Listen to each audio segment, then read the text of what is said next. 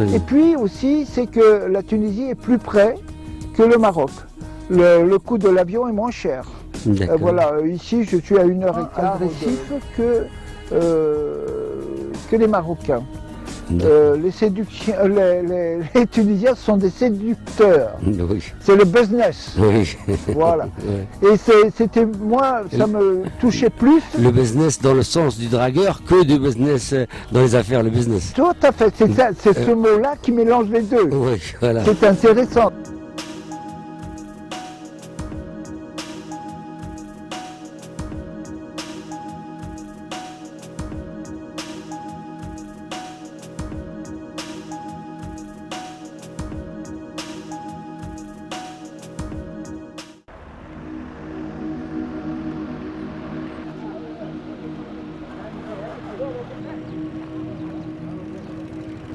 سلام لاباس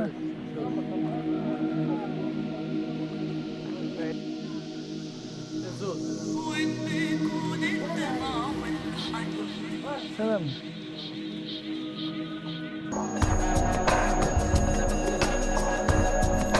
كيفك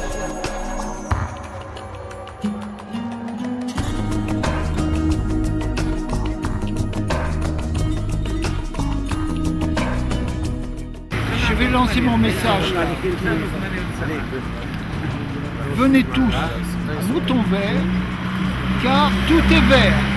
Le cœur, la chaleur, le temps, tout est vert. Donc je vous attends. Allez, un bon mouvement. Venez.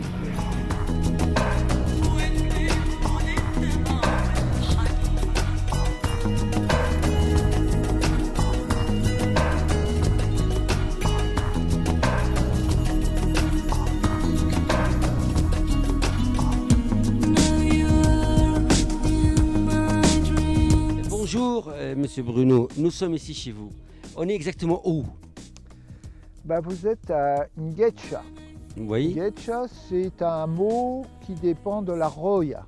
Alors, je prononce mal le mot Roya. Oui. Je le signale, c'est R-O-H-I-A. Et en arabe, j'arrive pas à le dire. Rouhiya. Voilà. Très bien. Voilà. Et donc, vous êtes français. Est-ce que je peux plus ou moins vous poser quelques questions sur votre parcours? Bien sûr. Donc, vous êtes né où exactement en France? Je suis né à côté de Paris, un village qui s'appelle Gargenville. Gargenville, très Oui. bien. Et donc, il y a 50 km de Paris. D'accord. Et j'y suis resté jusqu'à l'âge de 25 ans. À 25 ans, je me suis marié. Très bien. Et mon épouse était niçoise. D'accord. Donc nous sommes restés dans la région parisienne pendant 5 ans et après on a fait des pieds et des mains pour descendre dans le sud. D'accord. Et on a réussi à descendre effectivement dans le sud. Très Ma bien. femme était enseignante, donc voilà. Très bien. Et donc, et vous avez fait quoi comme métier? Moi je suis psychothérapeute. Très bien. C'est-à-dire qu'à l'origine j'ai fait des études de psychologie, de sociologie. Et je me suis aperçu que le travail que l'on pouvait faire sur les groupes, puisque j'ai travaillé à l'UNCANS, c'est un organisme national de la sécurité sociale, pour travailler sur le management et sur les relations humaines. Parfait. Et je me suis aperçu qu'au fur et à mesure de ce travail, on retrouvait les mêmes questions, les mêmes demandes quelque temps après. Donc la pression du groupe, du travail était plus forte que les bénéfices qu'on pouvait trouver lors de ces stages. C'est pour ça que je me suis penché sur l'individu, plus que sur le social. Et l'individu, j'ai entamé moi-même une psychanalyse de 7 ans et j'ai fait un travail corporel pendant 5 ans avec un monsieur qui s'appelle Pierre Akos, un médecin américain. Et je suis rentré dans une filière, pour ceux qui connaissent, une filière qui se réclame de Wilhelm Reich. C'est-à-dire que le corps et l'esprit, c'est la même chose. S'il y a un traumatisme corporel, il y a un traumatisme psychique et inversement. Donc mon travail consistait à prendre la personne dans sa globalité, de travailler sur le corps à travers des exercices appropriés. Et de ce fait, j'ai écrit un livre sur ces techniques. Donc, ce sont des recherches de laboratoire, soi-disant. Oui, oui, mais qui petit à petit, j'ai eu une clientèle particulière et j'ai créé un institut de formation de la psychothérapie. Parfait. Voilà. Donc, ça a duré combien d'années, tout ça? 25 ans. 25 ans. Et après, qu'est-ce que vous avez changé? Vous avez changé de métier? Non, non, non, non. Après, je suis venu ici. 25 ans après, c'est la retraite. Entre-temps, je vous signale, je travaillais à Lucans.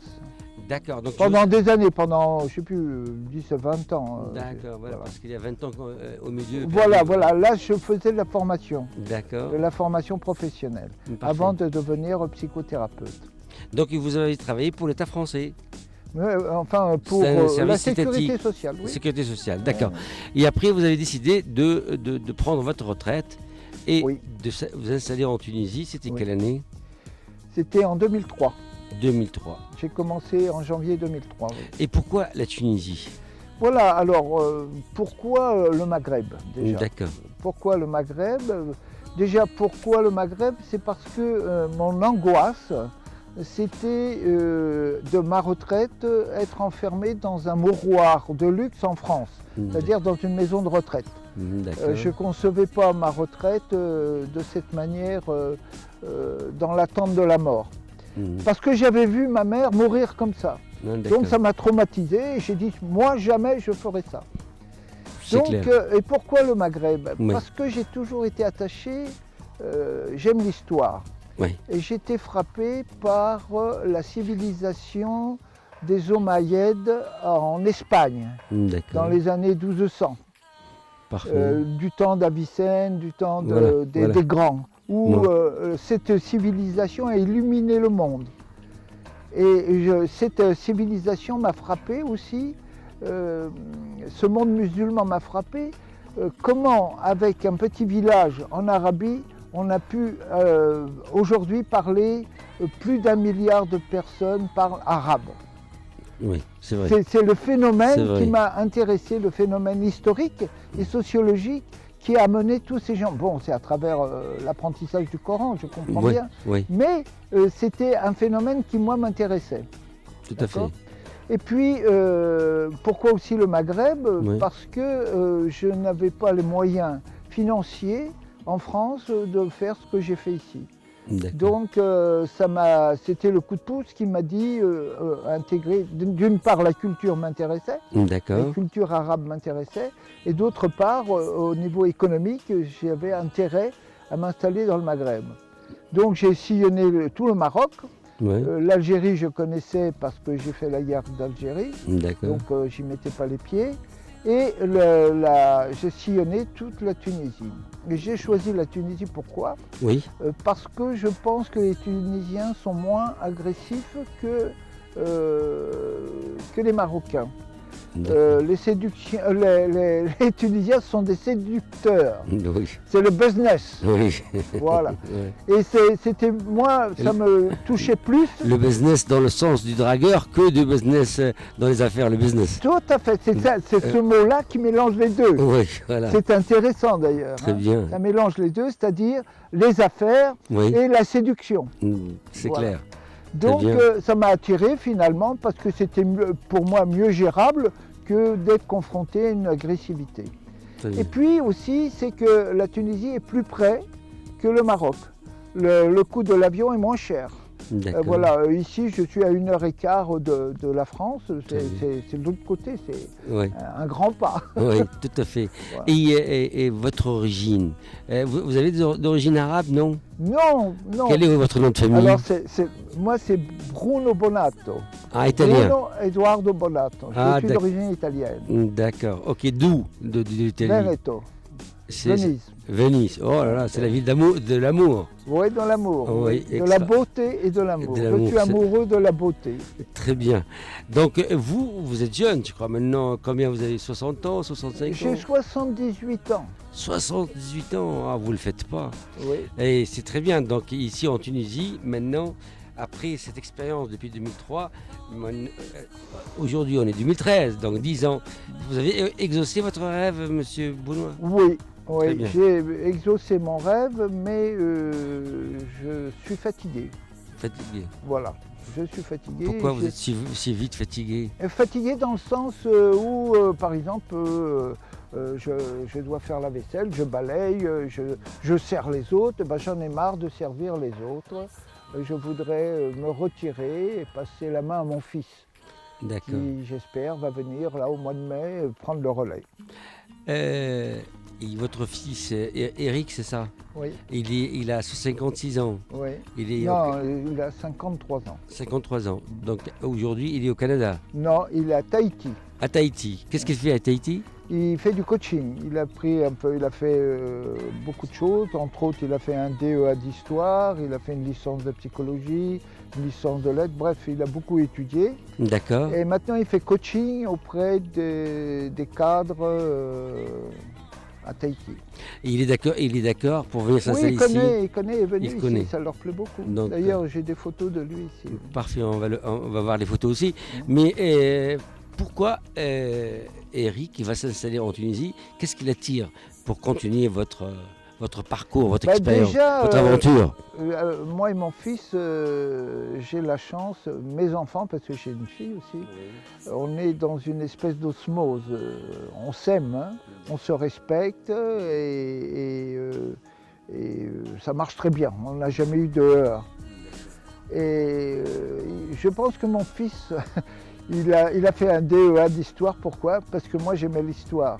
Il a fait une licence de psychologie. Pourquoi? Parce que moi j'ai fait de la psychologie. En fait, il a marché dans mes pas. Vous êtes son exemple. Voilà. La réalité, c'est ça. Et exactement. En fait, le coaching, c'est quoi? C'est aussi une espèce de relation thérapeutique avec l'autre pour lui donner conseil de mieux avancer dans la vie. Très bien. Donc, quelque part, c'est mon reflet. Parfait. Bonne chance pour Eric pour les prochaines années. On reste maintenant avec vous. La Tunisie. Comment vous voyez la Tunisie après la révolution du 14 janvier 2011? Alors, il faut savoir que lorsqu'il y a eu la révolution, je l'ai dit moult fois, j'ai pleuré parce que pleurer de joie, de voir un peuple qui se libère, c'est pour moi magnifique. Moi qui suis pour la liberté de l'individu, arriver enfin à ce que les gens puissent penser par eux-mêmes, c'est pour moi extraordinaire. Moi, quand je suis arrivé en Tunisie, personne n'osait parler. On était dans la peur constante de la dénonciation. Ouf! Un vent de liberté est entré, et d'ailleurs c'était euphorique, le peuple est descendu dans la rue, dans la joie, etc. C'était magnifique.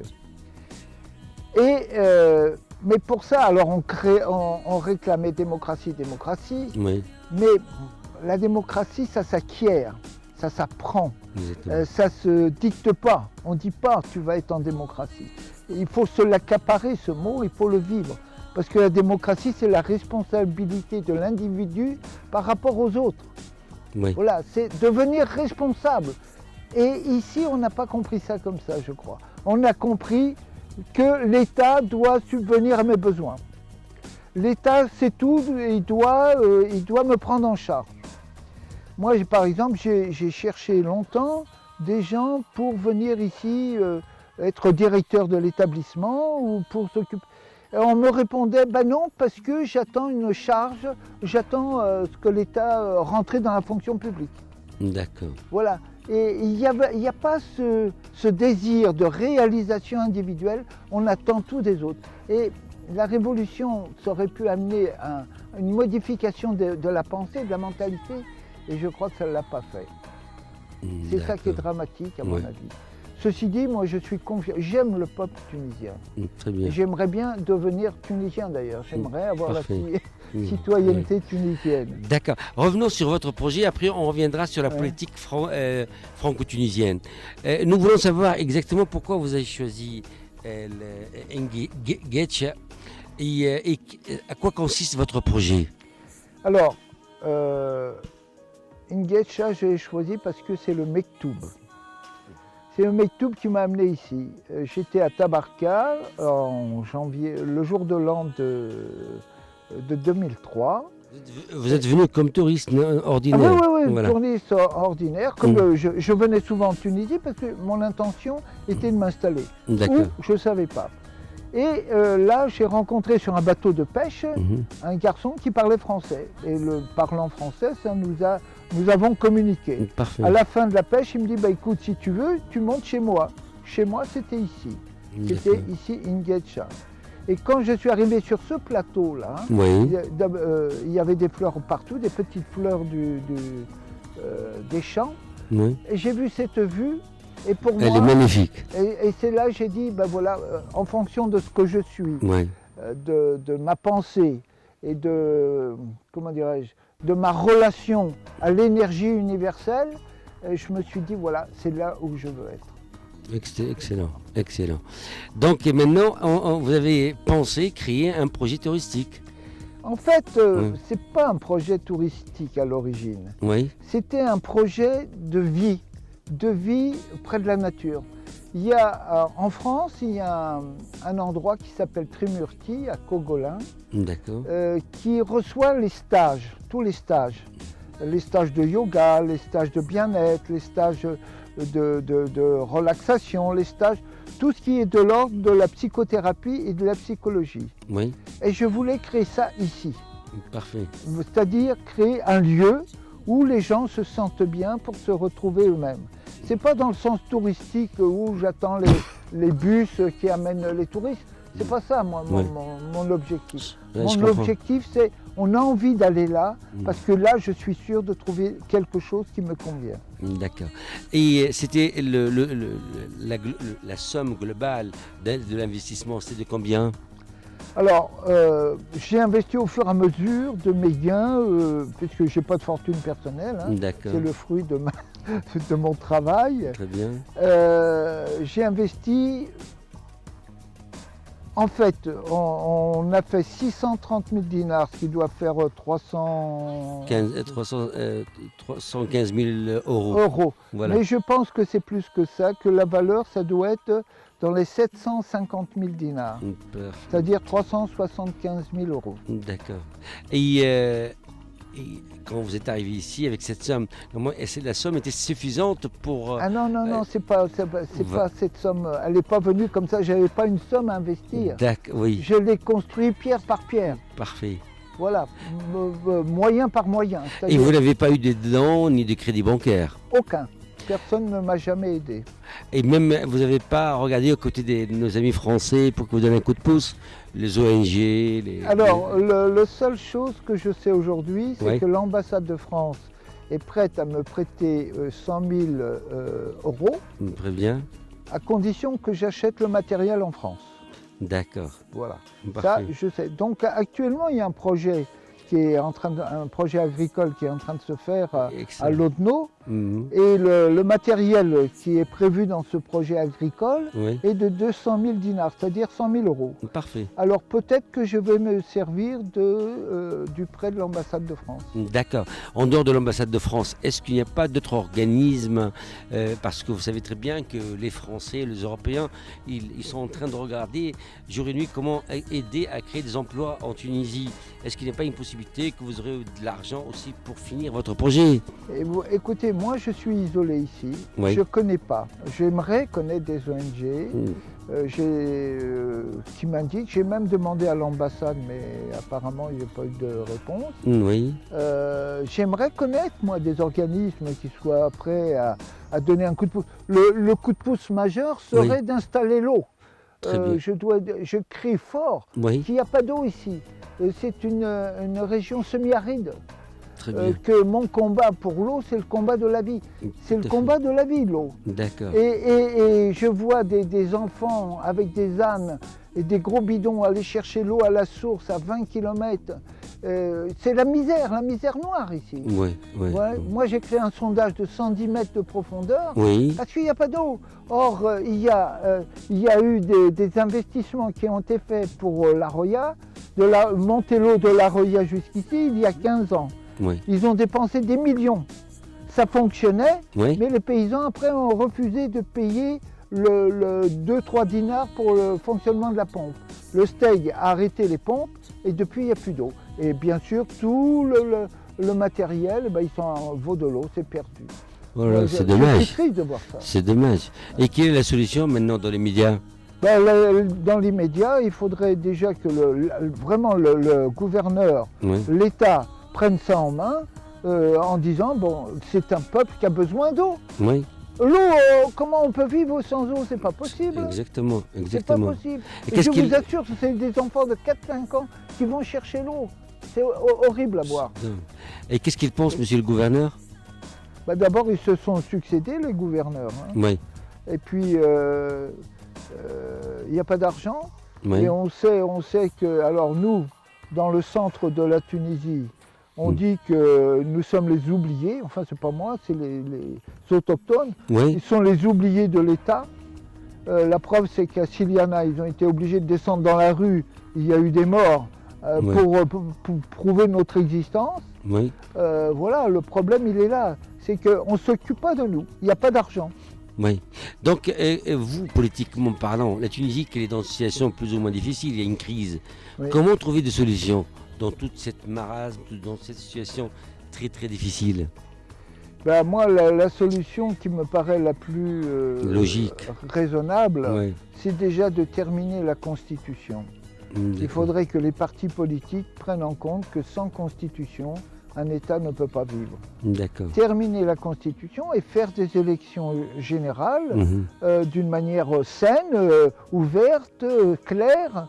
bien. Et puis, c'est ça la démocratie, il en sortira une majorité qui, pendant un temps, va gouverner la Tunisie. J'espère dans le plus bref délai. Monsieur Bruno, comment vous êtes reçu ici, dans cette région? Là où je vois que les plaines, il y a des agriculteurs, il y a de petits fallah, comme on dit chez nous, agriculteurs. Donc, quel contact vous avez avec eux? Très bon. J'ai Très un bon. très bon contact avec eux. Oui, Je suis connu comme le loup blanc puisque je suis le seul français. oui, Et j'ai un très bon contact avec tous. Hein. très bien. Ouais, ouais. Donc, pour essayer d'aider et donner aussi un coup de pouce, plus de pouce, un coup de poing pour que votre projet monte si haut, qu'est-ce qu'il faut faire? Quel appel vous lancez à nos amis tunisiens et à nos amis français aussi? Bah, pour moi, à nos amis tunisiens, nos amis français, si on règle le problème de l'eau de la région, D'accord, c'est un grand pas en avant. parfait. Déjà, je ne parle pas que pour moi, là, c'est pour la région. D'accord, Pour la région aussi, c'est que ce sont des gens pauvres, très pauvres. Oui. Ils vivent avec 150 dinars, une famille de 6. c'est triste. C'est triste, Ouais. ils sont très pauvres. Oui, Donc, il faut créer une plus-value, à mon avis. La plus-value, je pensais, par rapport aux oliviers, parce Ouais. que moi j'en ai planté 2000, mais plein d'agriculteurs ont des oliviers, très bien, c'est de créer une qualité d'huile biologique. très bien. Puisque moi je fais un travail écologique ici, Oui, oui, de proposer une qualité biologique et de fédérer tous ces agriculteurs oui, pour faire une marque commune qu'on essaiera de vendre en Europe. parfait, Voilà. parfait. C'est l'objectif. Alors, ce projet, je l'avais déjà fait avant la Révolution. Oui, Ça a été arrêté faute que les banques n'ont pas voulu financer le moulin. oui, Et néanmoins, il y avait à l'époque, je ne sais plus combien, 30 agriculteurs. Ça faisait plusieurs milliers de pieds d'olivier. d'accord. Et c'est tombé à l'eau, faute d'argent. Voilà, l'argent, c'est le nerf de la guerre. Il n'y a pas d'argent. D'accord. Et cette terre-là, on peut planter que des oliviers? Non, non, non. Mais c'est pas une bonne terre. Les gens ici sont pauvres. Ouais. Donc ils n'ont pas les moyens d'acheter de l'engrais. D'accord. Et ils sèment comment dirais-je, très peu Oui, oui, pour avoir beaucoup. Mais c'est pas c'est possible. pas possible. C'est pas possible. Donc le rendement, il est très faible. D'accord. Donc ici, c'est les moutons. Oui, Les moutons, c'est le grain. oui. Voilà, essentiellement c'est ça. Hein. Oui, donc Monsieur Bruno, quel est votre savoir-faire pour que cette terre-là, elle sera mieux dirigée pour qu'elle donne encore plus de produits, encore Alors, plus de plantes, encore plus de... Au début, quand je suis arrivé ici, j'achetais le fumier des paysans à côté. Oui, pour mettre dans mes champs. D'accord. L'année d'après, ils n'ont plus voulu me vendre. Pourquoi? Ils ont mis leur fumier dans leur champ. D'accord. Donc là, l'exemple est très pertinent.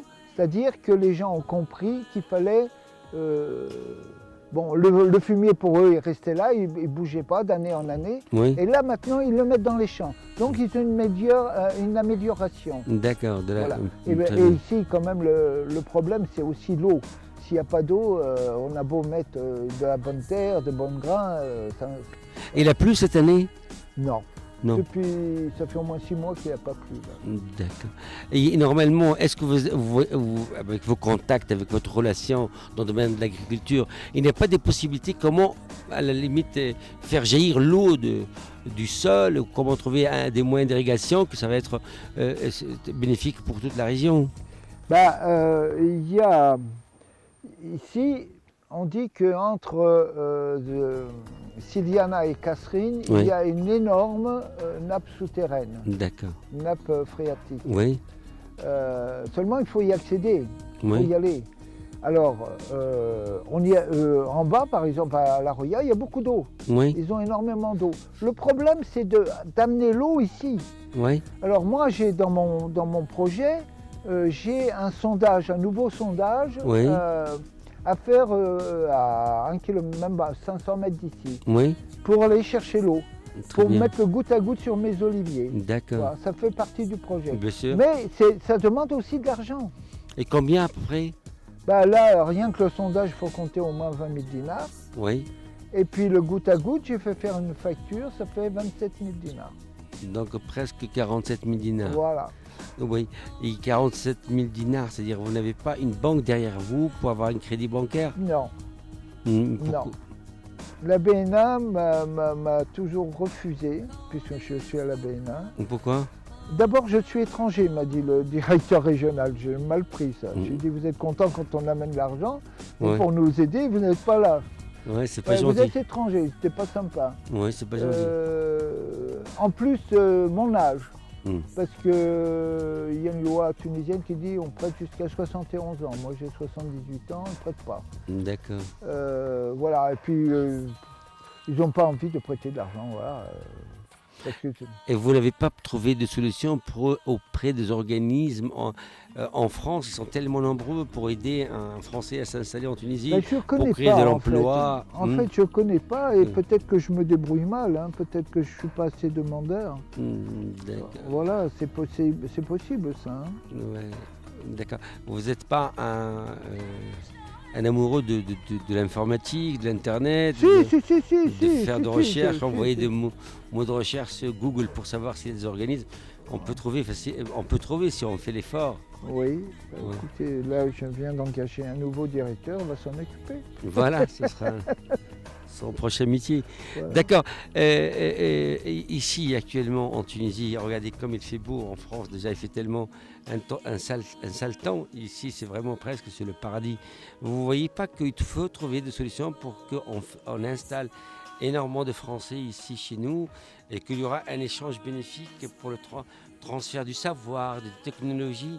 Est-ce qu'il n'y a pas une volonté par vous, par vos intermédiaires, par vos amis, de créer un cercle d'amis pour la Tunisie, pour qu'on invite des Français à s'installer et faire comme vous avez fait? Écoutez, quand je raconte en France les difficultés administratives, ça ne donne pas envie de venir s'installer en Tunisie. Pourquoi? Vous avez des problèmes avec l'administration aussi? Absolument. Quel genre de problème? Des problèmes, par exemple, pour l'Office du tourisme, ça fait depuis 2008, ça fait 4 ans pour avoir l'OK définitif. 4 ans. Pour quel OK? Comment? Quel OK? On me donne l'autorisation d'ouvrir. Donc ils savent hein, que je suis ouvert quand même, mais c'est pas définitif. Alors ce sont des bricoles, une prise qui n'est pas masquée, le papier de toilette qui n'est pas là, il faut qu'il soit là, le sèche... Voilà, des choses comme ça empêchent le fonctionnement d'un établissement qui pourrait embaucher 13 personnes. C'est vrai. Voilà, c'est ça l'administration. Les gens sont dans leur rigidité, psychorigidité. Ils font leur devoir, hein. Ils font leur devoir. Mais ce devoir-là, ils n'ont pas la vision, est-ce que ce monsieur va embaucher des gens ou pas? Voilà, c'est pas la mentalité, quand je disais changer de mentalité, c'est de s'apercevoir que les gens, en Tunisie, les gens ont besoin d'emploi. Et on ne fait rien pour favoriser l'emploi, rien. L'administration nous bloque sur des procédures qui s'avèrent peut-être nécessaires, mais qui pourraient être remises. Ce qui est important, c'est de créer l'emploi. Oui. Est-ce que vous avez frappé sur les bonnes portes? J'ai tout fait. Tout fait. Tout fait. En dernière date, j'avais une autorisation de la sécurité civile. Oui. Là, au moment d'ouvrir, on nous dit « Ah, ben non, il faut recommencer parce que tous les 2 ans, il faut recommencer. » Donc, toute la procédure. Alors, ça veut dire quoi? Ça veut dire que les extincteurs, il faut les recharger. Qui les recharge? C'est à Tunis, tout est à Tunis. Il faut un contrôle électrique. C'est à Tunis. Et moi, je paye. Voilà l'administration. D'accord. Et à votre avis, vous n'avez pas essayé d'intervenir par vos relations, par vos amis tunisiens dans le nouveau gouvernement actuel? Moi, le gouverneur, tout de suite après la Révolution, il y a un gouverneur qui est venu ici, puisqu'on fêtait les 40 jours des martyrs de la Roya. Il y a une grande fête ici pour le souvenir. Il est venu, il a trouvé mon projet excellent, etc. Voilà, puis c'est tout. Les gens m'accueillent bien, les gens sont charmants, les gens bravo, c'est un bon projet, bienvenue. Mais au niveau des résultats, rien. Le seul résultat que j'ai eu, c'est 500 dinars de la part de l'APIA. 500 dinars. J'avais envie de lui jeter en lui disant je ne vous demande pas l'aumône. C'est vrai. Et vous n'avez pas essayé par vos amis ici de Rouhiya de créer un cercle de soutien d'amis pour votre projet et comme ça vous allez frapper plus fort? Je ne crois pas. Chacun regarde pour soi. C'est dommage. Donc on va continuer l'interview, mais on va essayer de se déplacer maintenant. On va regarder, vous allez nous expliquer votre établissement, comment ça fonctionne, comment elle va fonctionner et on continue l'interview. Merci beaucoup. À tout de suite. Ben voilà, je vous invite à rentrer. Et ici, la salle, le restaurant que j'ai voulu essayer de mettre intime et en même temps avec une connotation arabe. Voilà. Ouais, voilà. C'est pour ça qu'il y a des rappels, hein, des tableaux arabes un peu partout. Cette lumière, ces voiles, voilà. Ce que je voudrais, c'est que les gens qui arrivent ici se sentent dépaysés, voilà, dépaysés pour approcher une autre culture, la culture des autochtones, et de contacter les gens d'ici, d'aller manger chez eux, d'apprendre à faire des tapis, d'apprendre ce que les gens vivent ici, voilà. C'est ce mélange-là qui me paraît intéressant pour des gens qui vont faire du tourisme. Moi, lorsque je me baladais un peu partout, ce que je recherchais, c'était le contact humain, des gens du pays. Et ce que je leur propose aux gens qui viennent ici, aux personnes qui désirent venir à Mouton-Vert, c'est de les mettre en contact justement avec tous les paysans du coin, les Tunisiens qui sont ici, qui vivent ici, de partager un moment ensemble, voilà, pour se comprendre. C'est l'objectif, dépaysement et contact avec la nature et avec les gens. Vous voulez visiter les chambres? Hein? Oui. Ici, c'est chez moi. C'est là où je vis. J'ai ramené mes bouquins de France. Et je vais vous faire voir quelque chose. Non. Le livre que j'ai écrit moi-même. Voilà.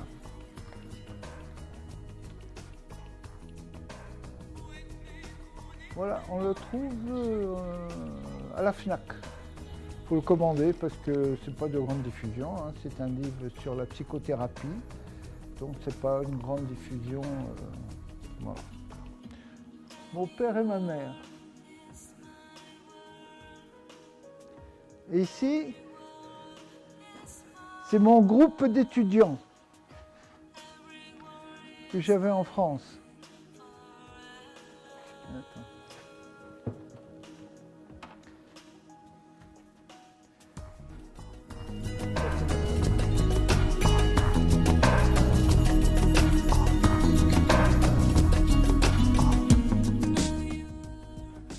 voilà, ici c'est notre jardin.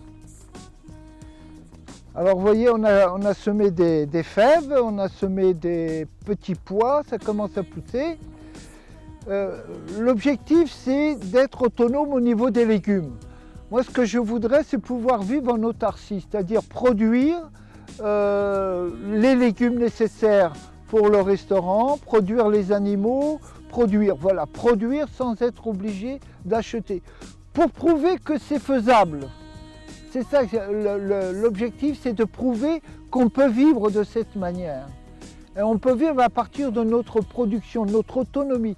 Si on donne cet exemple aux paysans ici, peut-être qu'ils ne seront pas obligés d'aller au souk, acheter, dépenser leur argent. Voilà. Parce qu'ils ont la terre. Le problème c'est l'eau. Voilà. Il y a la terre mais il n'y a pas d'eau. C'est ça le problème. Enfin, nous, tant bien que mal, on arrive à produire nos tomates, on a fait des petits pois, les fèves, on arrive à produire nos... Voilà.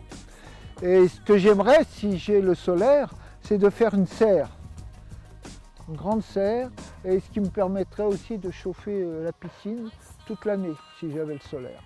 Mais le solaire, j'arrive pas. Alors, c'est trop tôt pour parler de rentabilité, pour l'instant ça me coûte. Et tu sais comment je paye avec mes pensions de retraite, le coût. Pour l'instant ça me coûte. On a ouvert ici l'hôtel depuis mai 2012. L'année dernière, on a eu très peu de personnes. Cette année, ça repart, parce que depuis janvier, on a des ingénieurs qui explorent la montagne où il y a du phosphate. Ce sont des géologues et donc ils viennent habiter ici. Et ça nous amène un apport conséquent. J'ose espérer que d'ici quelques temps, on va équilibrer nos dépenses et nos... Voilà, j'espère, Inch'Allah. Le message, c'est vous êtes accueillis avec chaleur, avec amour, et si vous aimez la nature, si vous aimez les gens, vous êtes les bienvenus, bien sûr.